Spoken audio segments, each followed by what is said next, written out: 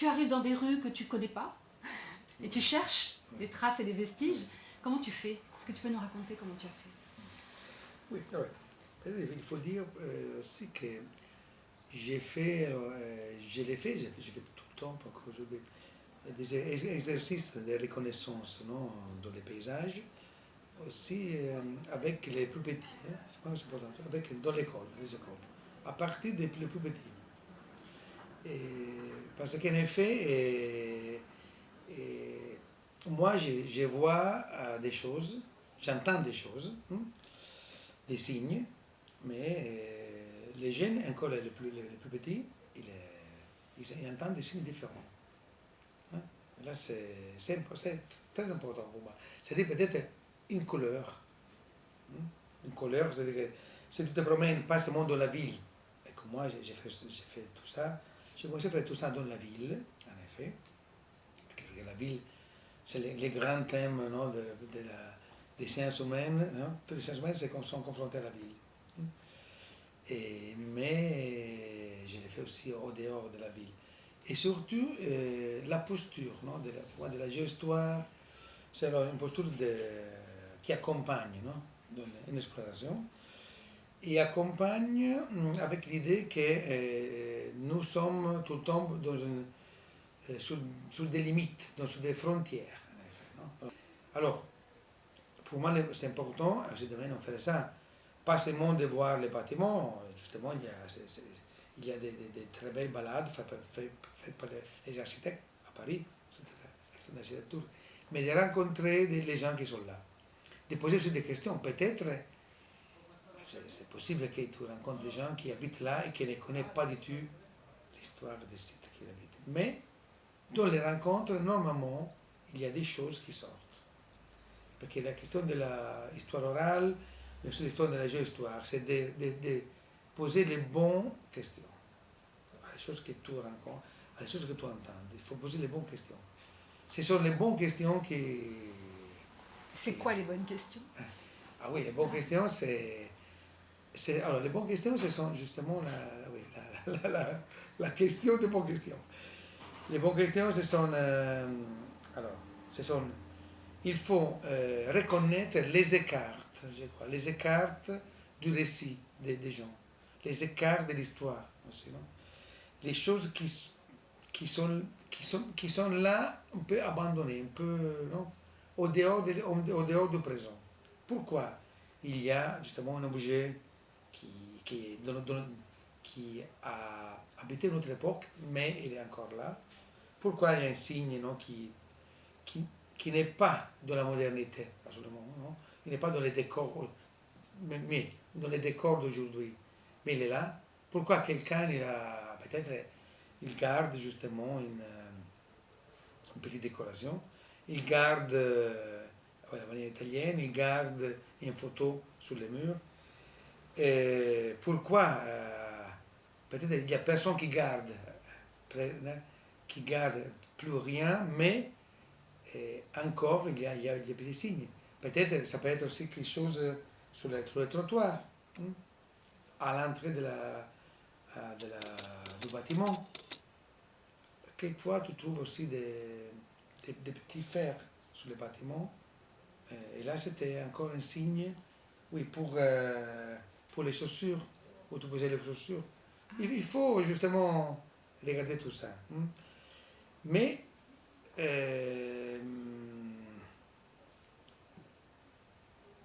mais ce sont des objets ou des signes qui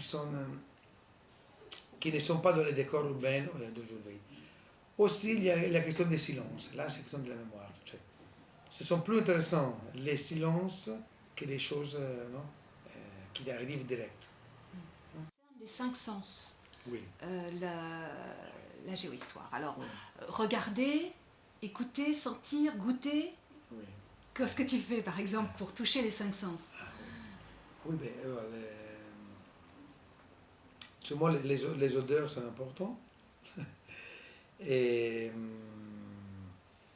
ce sont dans la ville, toi, les odeurs de la ville, toi, il y a tout en plein de littérature sur les odeurs de la ville et les odeurs du travail.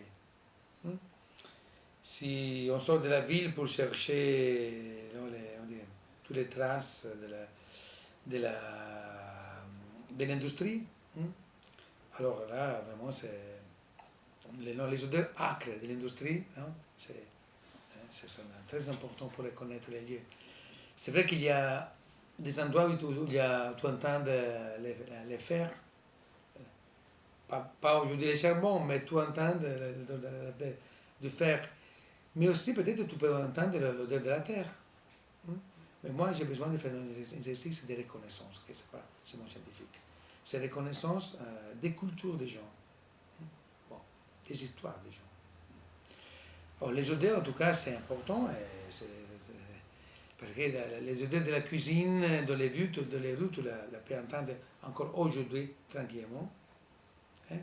On n'a pas l'habitude, mais c'est encore là. Il y a encore des gens qui font de la cuisine. Ou sinon, en tout cas, il y a, sur la rue, c'est tout plein de gens qui font de la cuisine, en tant que traiteur, en tant que...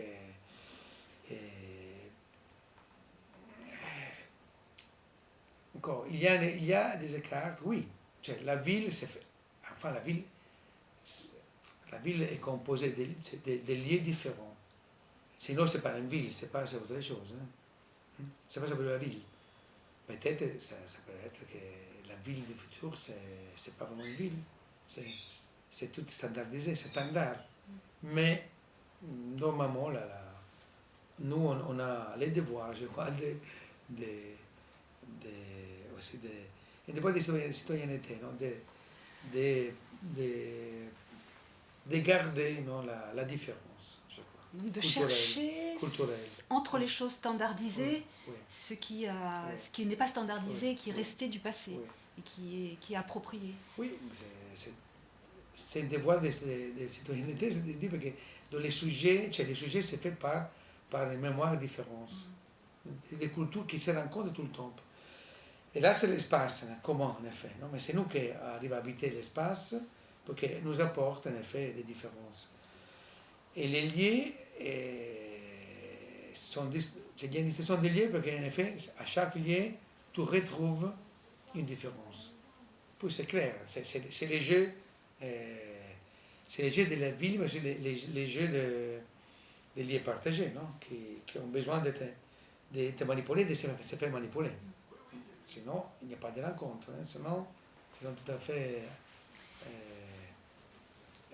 ils ne se parlent pas. Il faut alors, avoir l'oreille pour les reconnaître. Là, c'est un exercice. Hein. Il faut le faire ensemble. Quand tu parles du silence, ça veut dire ce que les gens ont oublié ou ce dont ils ne parlent pas? Ou bien ce qui a été effacé aussi? Ah oui, alors, oui. Il y a l'oubli, les choses qui sont effacées. Mais il y a aussi l'erreur. L'erreur. C'est-à-dire que j'ai fait une erreur de chronologie. Là, c'est un classique. Et peut-être, alors, je peux poser la question tout de suite, non? J'ai parlé sur la route hier, j'ai rencontré des gens, bon, excusez-moi, j'ai une question à vous poser, non, on est là pour se promener dans la route hier.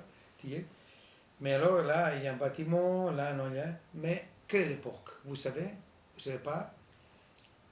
L'erreur, c'est plus intéressant que la bonne réponse. D'accord. Pourquoi l'erreur, normalement, c'est une erreur... c'est une erreur dans l'imaginaire. Je vais imaginer des choses. Alors, les choses que j'arrive à imaginer, ce sont très importantes pour moi. C'est-à-dire que mon personnalité, mon caractère historique, mon connotation historique, en tant que personnalité, que sujet, a besoin de se représenter dans une certaine époque. Alors, si j'habite un lieu et je fais une erreur de chronologie, c'est important. Moi, j'habite un bâtiment des années 50, non? Et là, c'est tout un imaginaire. Hein? Mais peut-être les bâtiments, c'est du 19e siècle, c'est autre chose. Alors, tout ça, c'est l'histoire orale qui m'a maîtrisé à faire ça. Normalement, quand on fait de l'histoire orale, il faut du temps, non? Il faut rester longtemps avec un sujet. Ce n'est pas le cas dans des explorations que c'est plus immédiat. Mais c'est vrai que peut-être les mêmes erreurs qui se retrouvent dans 2 ou 3 témoins, c'est déjà alors, Il n'y a pas d'espace qui ne parle pas du tout. Est-ce qu'il y a des endroits où que tu n'arrives pas à faire parler, ou qui ont perdu complètement leur mémoire? Ça existe ou c'est impossible? Je crois que c'est à nous d'entendre la mémoire. Ma mémoire est là. Et là, tu ne la vois pas, mais là. Il faut apprendre à l'entendre. Mais non, l'espace est habité et il y a des mémoires à entendre.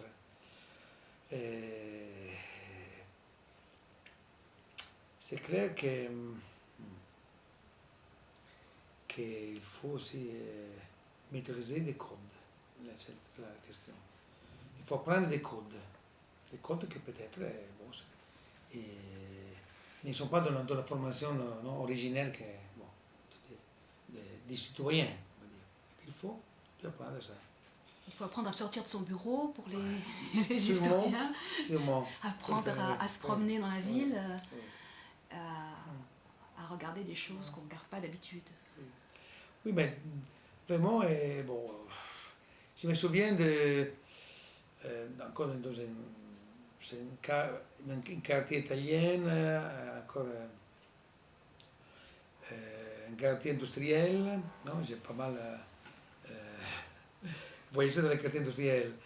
Les quartiers changés par la guerre, bon, mais là, avec des jeunes de route, des jeunes qui habitaient la route, qui connaissaient et qui ne voyaient rien, sauf justement des vieilles usines abandonnées et on dire, des nouveaux bâtiments qui arrivaient.